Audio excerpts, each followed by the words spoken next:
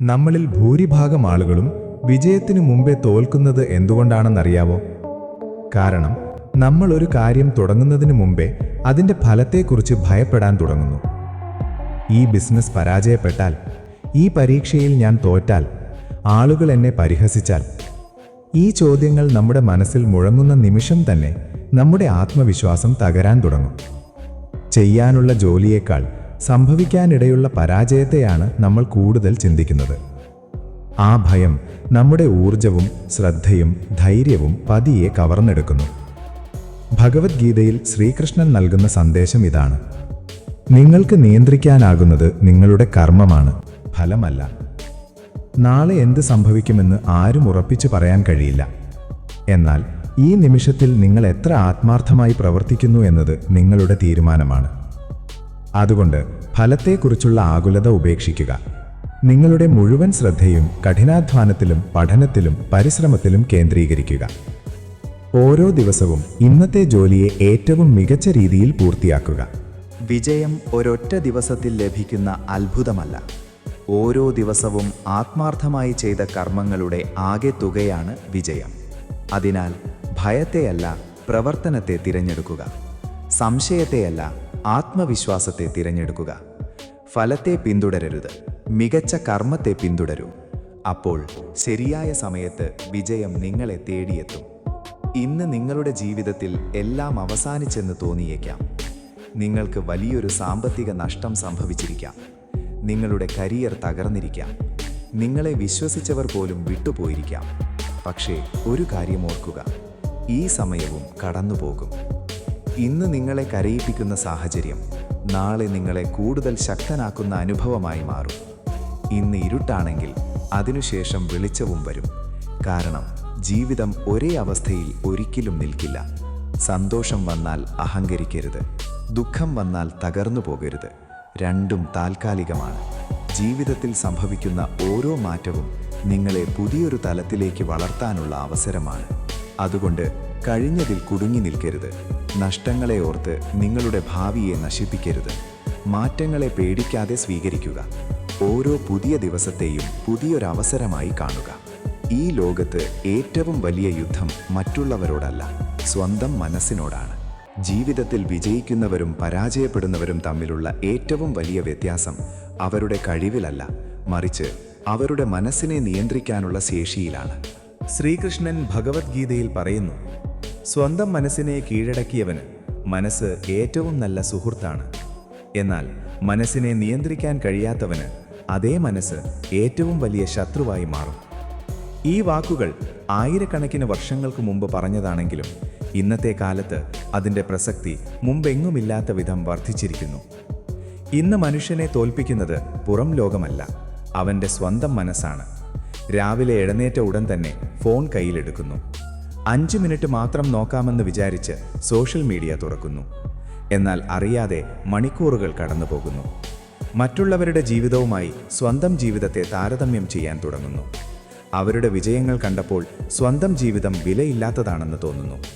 ആത്മവിശ്വാസം പതിയെ ഇല്ലാതാകുന്നു. സോഷ്യൽ മീഡിയ തന്നെ ശത്രുവല്ല, എന്നാൽ അതിനടിമപ്പെടുന്ന മനസ്സാണ് യഥാർത്ഥ ശത്രു. മനസ്സ് നിയന്ത്രണത്തിലല്ലെങ്കിൽ സമയം നഷ്ടപ്പെടും, ശ്രദ്ധ നഷ്ടപ്പെടും, ലക്ഷ്യങ്ങൾ നഷ്ടപ്പെടും, ഒടുവിൽ ജീവിതം തന്നെ വഴിതെറ്റും. സോഷ്യൽ മീഡിയ മാത്രമല്ല, അനാവശ്യ ചിന്തകളും മനസ്സിൻ്റെ വലിയ ശത്രുവാണ്. ഇതുവരെ സംഭവിക്കാത്ത കാര്യങ്ങളെക്കുറിച്ച് ഭയപ്പെടുക, കഴിഞ്ഞുപോയ തെറ്റുകളെ ഓർത്ത് വിഷമിക്കുക, മറ്റുള്ളവർ എന്തു വിചാരിക്കുമെന്ന ആശങ്കയിൽ ജീവിക്കുക.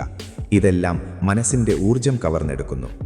ഒരു പ്രശ്നത്തേക്കാൾ മനുഷ്യനെ തകർക്കുന്നത് ആ പ്രശ്നത്തെക്കുറിച്ചുള്ള തുടർച്ചയായ ചിന്തകളാണ്. അതുപോലെ തന്നെ ദേഷ്യവും നിയന്ത്രണം നഷ്ടപ്പെട്ട മനസ്സിൻ്റെ മറ്റൊരു രൂപമാണ്. ഒരു നിമിഷത്തെ കോപം വർഷങ്ങളായി കെട്ടിപ്പടുത്ത ബന്ധങ്ങൾ തകർക്കും. ഒരു നിമിഷത്തെ വികാരം ജീവിതകാലം മുഴുവൻ പശ്ചാത്തപിക്കേണ്ട തീരുമാനങ്ങളിലേക്ക് നയിക്കും. അതുകൊണ്ടാണ് യഥാർത്ഥ ശക്തി മറ്റുള്ളവരെ തോൽപ്പിക്കുന്നതിലല്ല, സ്വന്തം വികാരങ്ങളെ നിയന്ത്രിക്കുന്നതിലാണെന്ന് മഹാന്മാർ പഠിപ്പിച്ചത്. മനസ്സിനെ നിയന്ത്രിക്കുക എന്നത് ഒരു ദിവസം കൊണ്ട് പഠിക്കാൻ കഴിയുന്ന കാര്യമല്ല, അത് ദിവസേന ചെയ്യുന്ന പരിശീലനമാണ്. ശരീരം ശക്തമാകാൻ വ്യായാമം ആവശ്യമായതുപോലെ മനസ്സ് ശക്തമാകാനും പരിശീലനം ആവശ്യമാണ്. എല്ലാ ദിവസവും കുറച്ചു സമയം നിശബ്ദമായി ഇരിക്കുക. നിങ്ങളുടെ ചിന്തകളെ നിരീക്ഷിക്കുക. ആവശ്യമായ കാര്യങ്ങളിൽ മാത്രം ശ്രദ്ധ കേന്ദ്രീകരിക്കുക. മൊബൈൽ ഉപയോഗിക്കുന്നതിന് സമയപരിധി നിശ്ചയിക്കുക. നല്ല പുസ്തകങ്ങൾ വായിക്കുക. നല്ല ആളുകളുമായി ഇടപഴകുക. നിങ്ങളുടെ ലക്ഷ്യത്തിലേക്ക് ഓരോ ദിവസവും ഒരു ചെറിയ ചുവടെങ്കിലും മുന്നോട്ട് വയ്ക്കുക. ഇത്തരം ചെറിയ ശീലങ്ങളാണ് മനസ്സിനെ ശക്തമാക്കുന്നത്. മനസ്സ് ശക്തമായാൽ സാഹചര്യങ്ങൾ നിങ്ങളെ നിയന്ത്രിക്കില്ല. വിമർശനങ്ങൾ നിങ്ങളെ തകർക്കില്ല. പരാജയങ്ങൾ നിങ്ങളെ നിർത്തില്ല. കാരണം നിങ്ങളുടെ ഏറ്റവും വലിയ സുഹൃത്ത് നിങ്ങളുടെ സ്വന്തം മനസ്സായിരിക്കും. ഓർമ്മിക്കുക, ജീവിതത്തിൽ നിങ്ങൾ ജയിക്കേണ്ട ആദ്യ വ്യക്തി മറ്റാരുമല്ല, നിങ്ങളുടെ ഇന്നലത്തെ മനസ്സാണ്. ആ മനസ്സിനെ നിയന്ത്രിക്കാൻ നിങ്ങൾക്ക് കഴിഞ്ഞാൽ നിങ്ങളുടെ ലക്ഷ്യങ്ങളെയും സ്വപ്നങ്ങളെയും ജീവിതത്തെയും നിയന്ത്രിക്കാൻ നിങ്ങൾക്ക് കഴിയും.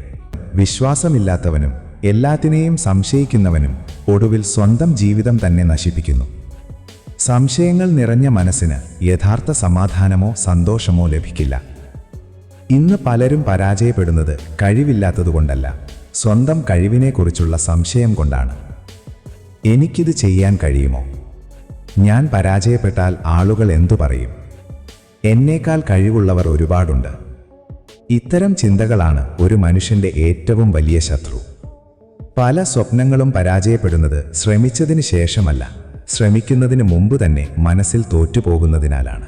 ഓർക്കുക, ആത്മവിശ്വാസം എന്നത് നിങ്ങൾ ഒരിക്കലും പരാജയപ്പെടില്ല എന്ന വിശ്വാസമല്ല.